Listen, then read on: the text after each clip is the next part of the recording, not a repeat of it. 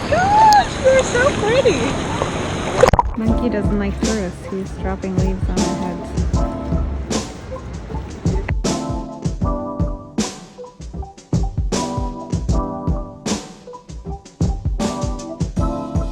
Let him hang on, baby. Let him hang on.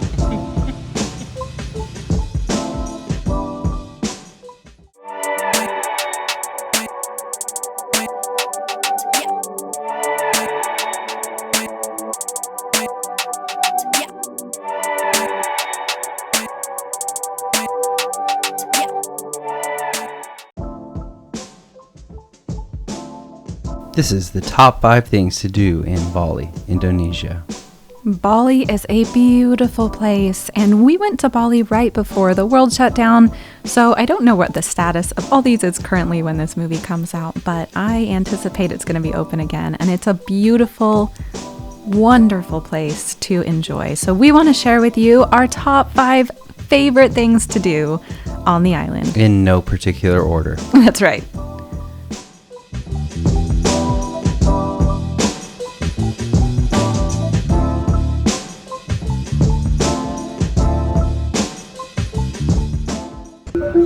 We're about to go snorkeling, huh, babe? What are we going to go snorkeling with? We're going to go snorkel with manta rays. Giant manta 10-foot rays. manta rays. It's perfect temperature outside and an amazing breakfast. Yeah. So number 1 is Nusa Pandita. You can get all kinds of tours booked from Jimbaran Bay area, from Ubud. Like, there's a lot of places you can book these tours. You may have to drive to the kind of harbor area where some of the tours take off. There's all different kinds. You can spend the night on the island, or you can just go for the day. We went just for the day.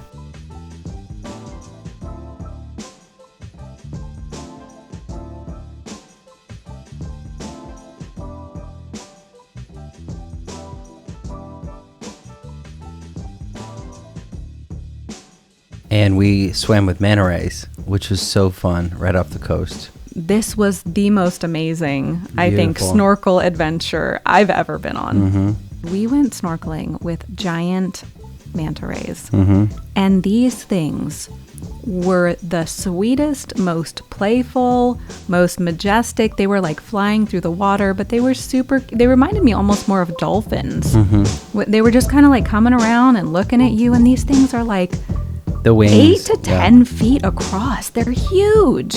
They're just massive. And you're kind of so awestruck in that moment. You're in the water with this creature that's just like swimming all around you, and you're kind of like feel like awkward flailing, trying to stay out of their way. But they're very gentle and very sweet. They were really cool. It's like a stingray, but it has like front hooks on the front end to kind of funnel in the water, and maybe that's how they feed themselves where they're gliding through.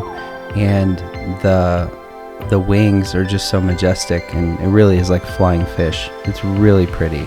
And to be next to something that's that much bigger than you really makes you think, like, we are such a small part of this whole thing. Yeah. And you're like, wow, this is incredible. Oh my gosh, they're so pretty.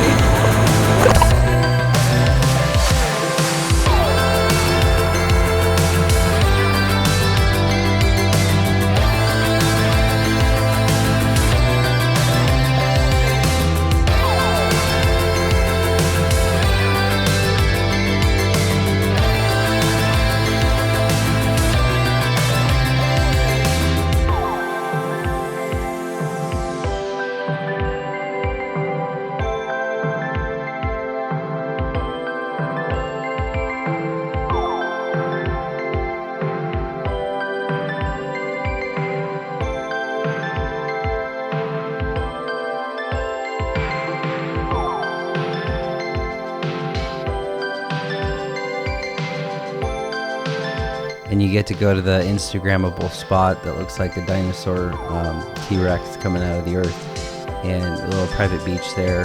Everybody knows where it's at. It's the most iconic spot on the entire island. But it was surreal because there's monkeys there and the beautiful view. It was really epic. Monkey doesn't like tourists. He's dropping leaves on our heads. Worth a trip for sure. It was a little boat ride over, and we did the little island the whole day. And some people stay over there. We decided to go visit for just the day and come back because it was so close. We stopped at a little vegan restaurant over there.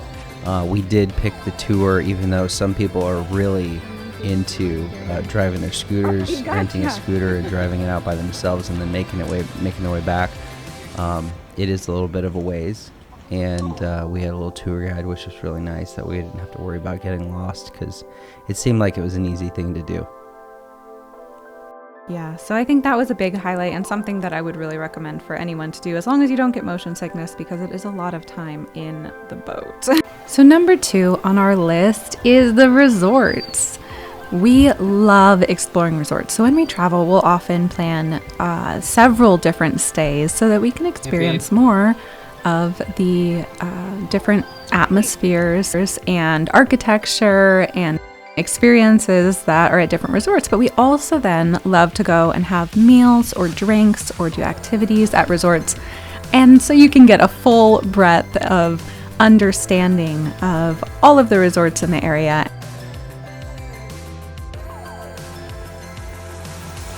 Welcome to Bali. Our little villa. It's raining. And we really enjoy several resorts on the island. There's several Four Seasons, which were amazing.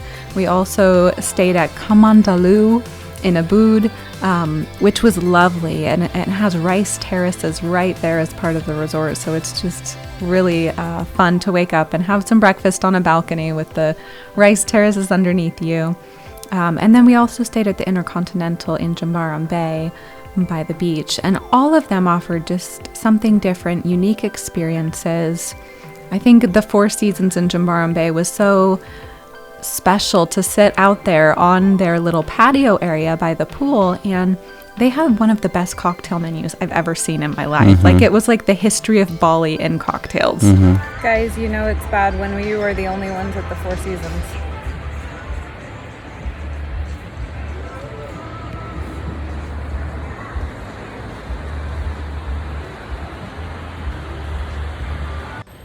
Once again, the Four Seasons is a ghost town. Jeremy's not a ghost. People, where are you? Where are the people? Yeah, and if you think about these resorts, the amount of money they spend building them and putting everything together, including the drink menus and the food and the cuisine and the views, they're paying for the most epic experience. And even if you stay at a different hotel, go and experience a nice 5-star round with some of these resorts, because you're going to get an elevated experience, and it's worth every penny. If you're not staying there, you can just go and visit. And we went and visited a couple of resorts in Ubud, and just to check out the views, eat lunch there, and it was just fantastic. You really get to taste and see all the fantastic things that are really available when you go and try a couple of resorts out.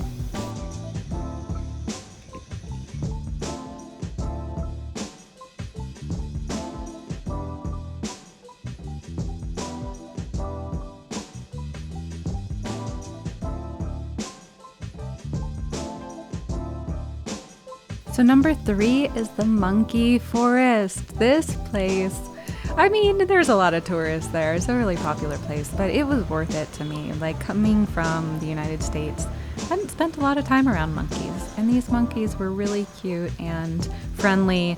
I mean, sometimes they'd get into arguments, and that was fun to watch as well. Like, someone stole someone else's corn or something like that, and they chase each other around and push each other in the pool. It was hilarious.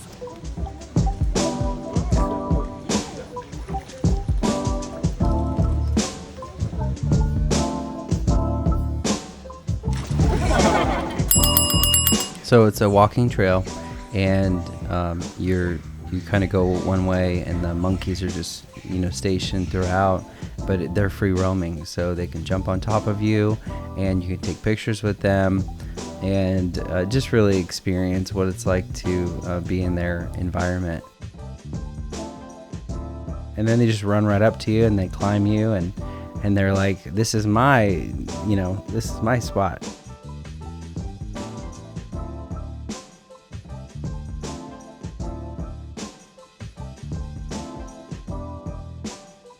There's lots of signs of what you're not supposed to do because they get to do whatever they want. Yeah, that's true. Let him hang on, baby. Let him hang on. And it's really cool. Something really special if you haven't done anything like that. But it is very touristy. But it's part of the culture, and it's really fun to see them up close. It is something to see, like monkeys in their natural habitat. This is natural for them. And they have feeding times, and so we were sitting there watching them, and they're just so playful and fun, and that was a unique experience. This is their world.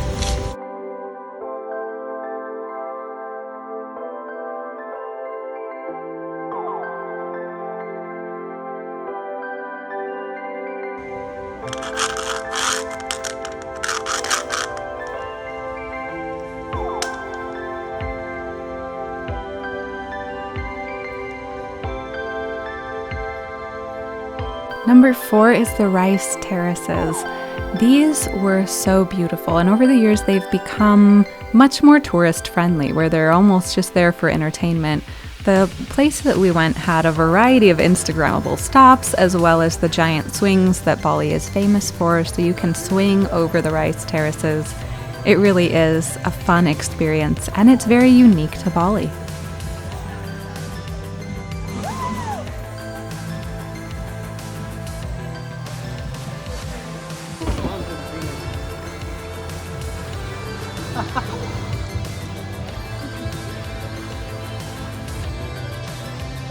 Rice is a very large part of their cuisine, and so that's why they're there. But they've definitely made them really fun spots for people because they have become Instagrammable moments. We did the swings, and there's a few that are a little bit more like an amusement park or kind of a place where you go and hang out for several hours, not just walk around the Rice Terraces, but they have activities. Yeah, it goes all the way through. Ooh, except, no, let's not. There's a big, very big spider web. Oh. With very, very big spiders. Wow. Of course, you can try cat poop coffee at the one we went to, which is just, I don't know, maybe it was like 30 minutes, 20 minutes north of Ubud. And they've got those cats there, and it's really interesting. The whole cat poop coffee thing. For present maybe, buy 2 get 1 free. There you go, Nick. Yeah, come inside. That's the cat that eats the coffee and poops it so you can drink it. It's amazing. But the Rice Terraces are really pretty to walk around, especially the multi-level one. What do you think? Amazing. There's people screaming. Number 5 is the food. You cannot go to Bali and not plan out your meals, guys. I'm gonna be really honest with you. You should have a plan ahead before you leave, knowing where you're gonna eat and what you're gonna eat. There is just so much good food on the island. And the fascinating thing for me as an American is that it is so cheap. Literally, you go to a vegan restaurant. I'm mostly vegan.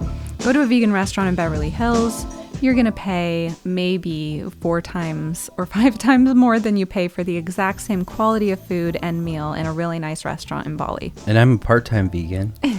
I like my vegetables, and I enjoyed eating everything pretty much that culture provided. We went to a lot of really fun restaurants, Intercontinental and Four Seasons in Jimbaran Bay, and then they have the beach where you can do the grilled fresh catch of the day. It's a really fun experience for a lot of people.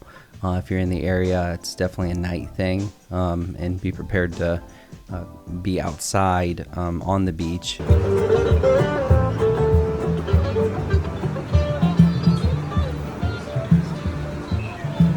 It's a really fun experience to be in the midst of a Balinese environment and start trying some of their foods. We tried some of their drinks, some elevated experiences we had at Four Seasons in Jimbaran Bay, some native cocktails and native sandwiches and dishes were so special. I can't really describe them all. They were so different. But we ate a lot of really fun food, and again, I echo what Ali said. You know, everything is like half or a third of what it would be priced in the United States. Definitely ate a lot, and we drank a lot of wonderful things. They had smoothies during the day and coffee and almond milk, and I mean, it was so good. My question is, does it taste better than the health shots in America? Yes, it does. What does Okay, it taste made out of like? rice. Oh, very nice.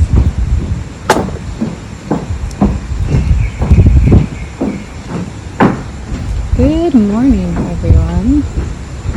Welcome to breakfast. Here's your seat. Wish you were here. Don't know where you're at.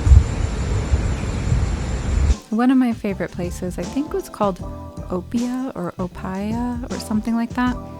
I'm not sure on the pronunciation, but it was just up the hill from the Four Seasons, and it was overlooking like the valley on the other side across from the beach. So we spent most of our time in Jimbaran Bay looking at the beach, but if you look at the opposite nice. I remember view, that. so pretty, and they have lights everywhere, and they have little like lanterns on the water. They have a big pond as you enter, and it was just a beautiful experience. It was. That was really fun. So this is in Jimbaran Bay, across the street, their service street, across the street, up on the hill.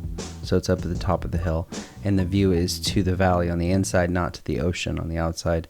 That was a really fun restaurant.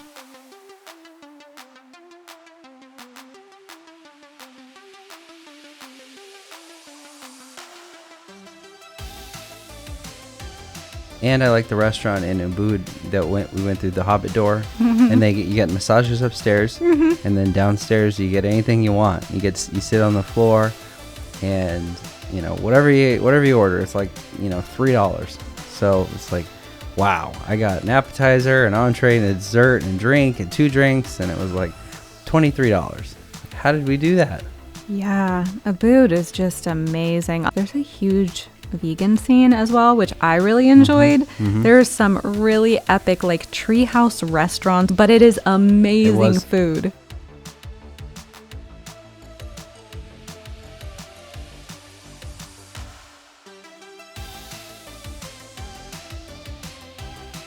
This trip will forever be etched in my memory as the trip that was our last big international trip before the world closed, and it was quite a crazy experience to be there at a time when there were so few tourists and just so little going on. I think from all of the research and pictures we had always seen of Bali, there was so much going on and lines were so full. So it was a really unique experience and kind of odd as well to be there at a time when it was so empty. But it was really an amazing trip. And if you'd like to hear more about it, you can actually check out our podcast. It's called Travel That Inspires, because we hope to continue to inspire all of you to travel as well. So let me just frame this. There's a rainstorm, crazy, crazy rain in the jungle in Ubud. And we're like, this is kind of fun, kind of weird, kind of fun. Well, it was until the lightning started to strike, and we saw the lightning strike nearby. And everything was like starting to get shut down in America. What do you think? That was close. I feel like a little kid again. That was some pretty gnarly lightning. Hiding under the bed because of the thunder and lightning. But now I'm a grown adult and the lightning's much closer. That was insane. And then simultaneously our flight got canceled. And we just had like a power transformer blow up next to our room. Yeah. And we're like, what the heck is going on? My friends were sending me pictures of LA grocery stores where there was nothing on the shelf. That's when we were like, this is serious. Like when we left, it was kind of this idea that there was this thing going on in the world. And we're still in like La La Land. We were walking around the airport taking pictures of, you know, the chocolate aisle and saying it's full, you Yeah, know. we got food here. Well, our grocery stores at home are empty, but the grocery stores here are full, so we're gonna stock up. Come to Bali, guys. Hey guys, so if you loved this video as much as I did, please leave a comment and like and subscribe, of course, because you want to see other cool stuff that we do and all the fun places that we're going to be, because you want to come with us.